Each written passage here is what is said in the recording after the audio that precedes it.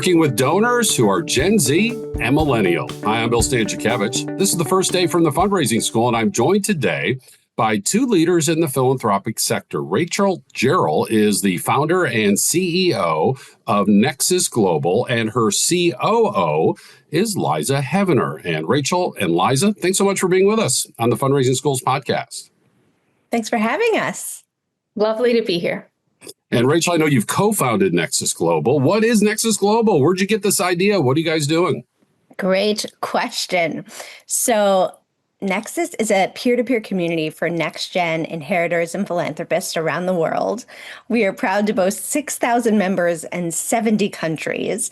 And the combined net worth of the community would be $650 billion, but that's family net worth. And we're not advocating for everyone's parents and grandparents to pass away tomorrow. So that's the status of the community. But the great question you asked, where did it come from? Where did we get the idea? Was back in 2011 was the International Year of Youth.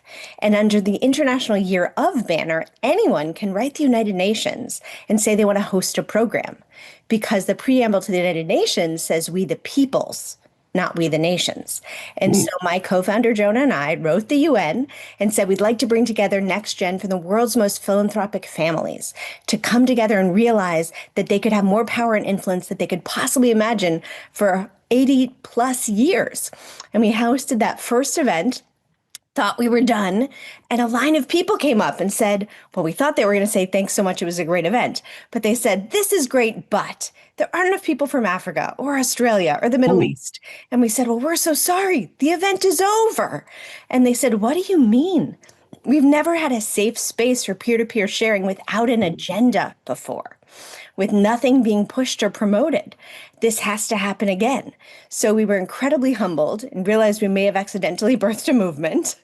And we went back to the UN and got a bigger room to do a second event that same year, with the vision of having those 75 people who came each invite a few of their most trusted peers to create a community that would be by members for members. And that was the goal. And now we're 14 years later, and I'm still in service of that same mission. And now I get to work with Liza, who inspires me every day. Hey, Jonah, let's hop into this UN thing. Yeah, okay, fine. We now have an Insta contact list with people from 70 countries. Look what you have created. And Liza, you're running these programs and outreaches and services every single day. Are you having like conferences for these wonderful donors who are finding themselves in this life stage? What is it that you're doing? We're bringing together this community in so many different ways, some virtual, but of course, in person. We have our hallmark event that Rachel already shared a bit about, which is our global summit that happens every year in partnership with the United Nations. And then we've done over 50 other summits all around the world. So our regional summits have been held at places like the White House, 10 Downing Street, other parliament houses around the world. And we really lean into our members. As Rachel said, we're agenda free, we're issue agnostic, as long as it's under the umbrella of social change. And so we look to our members to say, what do you care about? What are you interested in? Where do you feel stuck? And then we scour the ends of the earth for the best speakers and thought leaders and partners in those topics, and come together with a trusted and carefully curated community to really drive this conversation forward.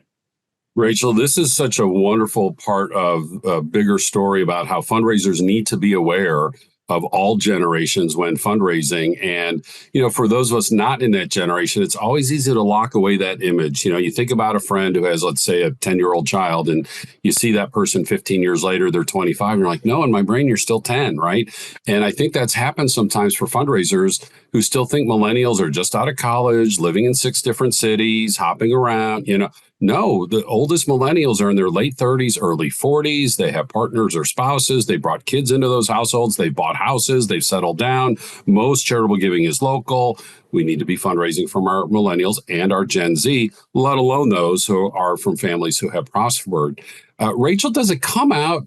Do your members talk about, here's what it looks like that's good for me when a nonprofit reaches out to me? Here's what a good relationship looks like with a fundraiser. You know, what do they talk about our profession so that our profession knows that we're doing this with great care and consideration and properly? Such a great question. So what I would say just to the intro to the question too is that oftentimes fundraisers wait until they think that the younger generation have enough official decision-making power to build a relationship with them, until they're officially on a board of their family's foundation or a chair or something like that. But the influence piece is what's missing from the equation.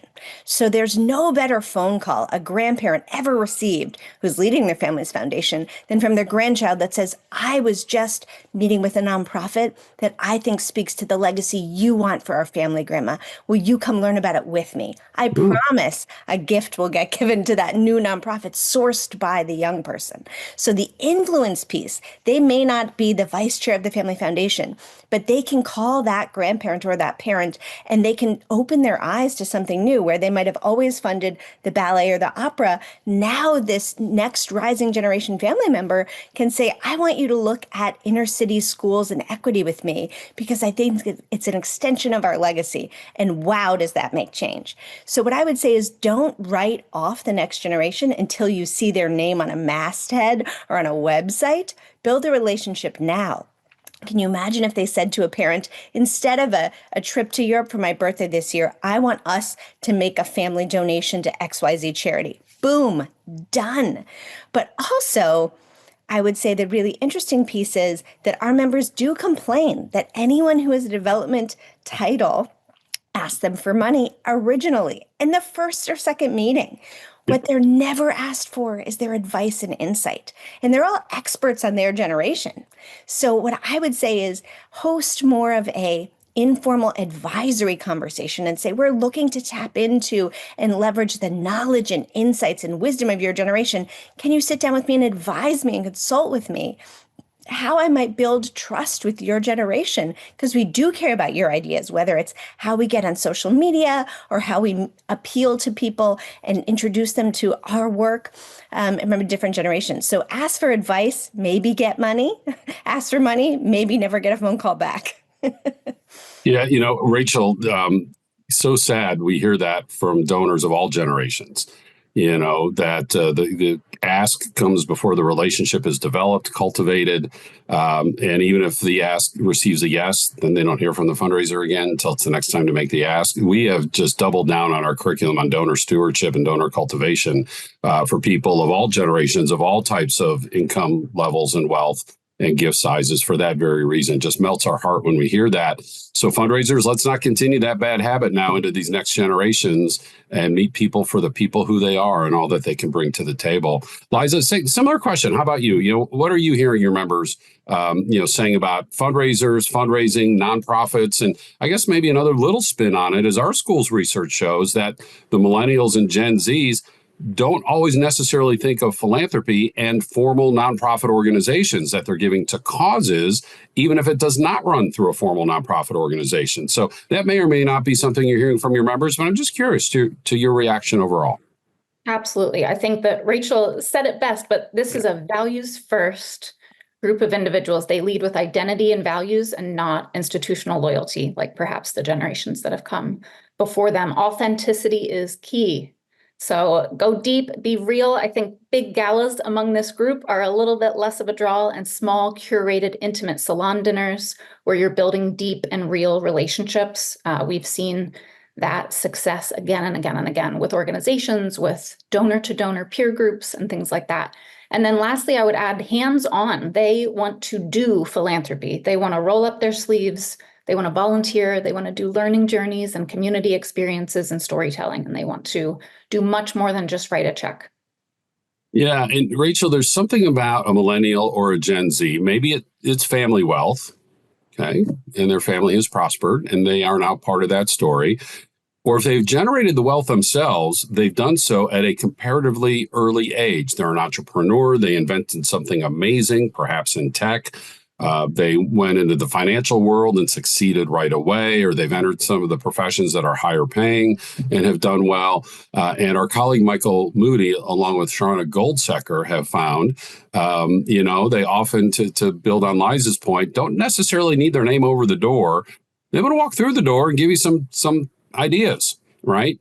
Because they've been successful professionally, and it's not an arrogance or a hubris. It's like, hey, I've been successful. I can help you out. Are you seeing that from your members as well? 1,000%. And Michael and Sean are the experts in everything, so I defer to them always. But I think that it's recognizing the full value that you can add as a human getting involved with a nonprofit, not just as a checkbook getting involved with a nonprofit. So our members do want to perhaps serve on boards, but they'd be more excited to serve just as an informal advisor, saying, let me, kick the tires on this, look under the hood. I'm paid to do this by some of the best companies in the world, including maybe the one that I founded, and that's why I've come into this wealth, etc. But use me for my skills and talents, and you'll also get my relationship capital and my, philanthropic capital. Yeah, great advice. And Liza, I want to ask you too, we've been doing more teaching on impact investing. This is just Bill's observation now. It doesn't surprise me anymore that more and more of the impact investors are millennials. Because again, it's not this traditional going to send the gift to the 501c3, which they do and they can, not ruling that out, but to where impact investing is involved, where, hey, I want a little financial return with the social return. And I'm actually doing that nonprofit for your benefit, right? Because you're going to have a little skin in this game. And by the way, or maybe I can recycle my money. Like we'll make some money, we'll pour it into the next house we're going to build with that gift, and so on and so forth. Is impact investing coming up? Am I just being too anecdotal here? What have you seen in that regard? Not at all. I think they don't see walls between philanthropy, investing, and entrepreneurship. So very often when members are applying and going through our application process, we ask them to self-identify. And they don't know which box to check because they're all of those boxes and they really see themselves as all of those things. And because they're so values-led and leading with their values, they want to make sure that their money is not just aligning with their values with their charitable giving, but also with all of their investments, so then they can double down and even triple bottom line returns. Wow, that is so well said. Well, I've been asking these questions in the context of other research I'm aware of and our experiences at the fundraising school. So as we conclude, I just want to ask each of you, what have I missed? What else do you want to share? What do nonprofit leaders need to know? What do fundraisers need to know as we think about millennials and Gen Z overall, let alone those who are either in wealthy families or prospered themselves and are bringing all of that into their values-driven decisions in the public square? Sure. Rachel, why don't you go first? Yeah. So I think two things. Number one is Liza's spoken a lot about values alignment. I think that's really important to note, and it extends to the way a nonprofit operates. So if a nonprofit's talking about helping you save the oceans, and then you go to their event and there's bottled water everywhere, it's going to feel out of sync. And a next-gen member is going to feel like that the nonprofit is not living their values. So in addition to impact investing, entrepreneurship, and philanthropy, which Liza spoke about, our members are thinking about their values when they make every decision. Where are they going to eat? They want to eat local, farm to table. Where are they going to stay in a hotel? They're often looking at things with a lower carbon footprint and hotels that have a commitment to that. They think about shopping at vintage and recycled stores. So there's an extension of living your values in every single day, and in every choice you make, every choice, your purchasing power is aligned with your values. So I would ask nonprofits to examine the choices they're making for their events. Are they going to a big corporate hotel? Are they going to a local organization that's going to feed the community and offer jobs when they host their, gala or event? So I really think also direct mail, how much are you wasting on direct mail? People are going to hold up a really shiny, heavy cardstock, invitation and go, this is probably $10 to send this to me. I don't want to send this nonprofit so much money. So really thinking about the values and how that goes into play in your decisions is a big one. The second one is that storytelling is everything. So right now we live in this world where these are generations who may feel closer to someone halfway across the world because they've heard their story, whether it's on TikTok or YouTube or from a friend, and they feel that closeness to the person because of their story in a way that they don't feel to their neighbor who they've never met. So storytelling matters more than ever. Liza? Absolutely. I would say if you've met one next-gen donor, you've met one next-gen donor. And the common thread that I'm seeing is that they're not waiting for institutions to change. They are already doing it differently. And at Nexus, Rachel and I are so lucky to have a front row seat into how more younger donors are giving differently. They're giving collaboratively, more globally, and more impatiently. And they are trying to hurry history, and we are there to help support them. Rachel Gerrol is the co-founder and CEO of NEXUS Global. and they are served so ably in the COO seat by Liza Heavener. Rachel and Liza, thanks so much for being with us on this podcast. And just need to shout out a thanks to our mutual friend, Mickey Levinson, member of our faculty who provided this introduction. So thanks to Mickey as well. And thanks to each of you. Really appreciate your time today. Thank you. Thanks. All right, fundraisers need to stay on the leading edge, and that includes generationally, millennials and Gen Z. Again, at the fundraising school, we teach the importance of generosity. All gifts matter. All gift sizes matter. And so we need to be approaching all of our donors, regardless of their income. But generation can make a difference. Yes, family wealth can make a difference. And we teach these nuances in all of our 27 courses that lead to 5 different certificates. You know, we're in nearly a dozen cities now in the United States with our in-person courses. We try to do the traveling so that you don't have to do any or as much. Try to bring the trainings as close to you physically as we can in the continental U.S. And then if you can't make it, we're online. And in fact, about half of our participants now join us online, live or recorded anywhere around the world. We have custom training. We can create a course just for you that fits you perfectly. And we also have quarterly webinars, these weekly podcasts, and our textbook, Achieving Excellence in Fundraising, now out in the book's 5th edition. All of this is online at go.iu.edu/TFRS. I'm grateful for our producers, the Emmy Award winner, Mike Anthony, and Jennifer Boffman, CFRM. I'm Bill Stanczykiewicz, and now you are now more fully informed on this first day from the fundraising school.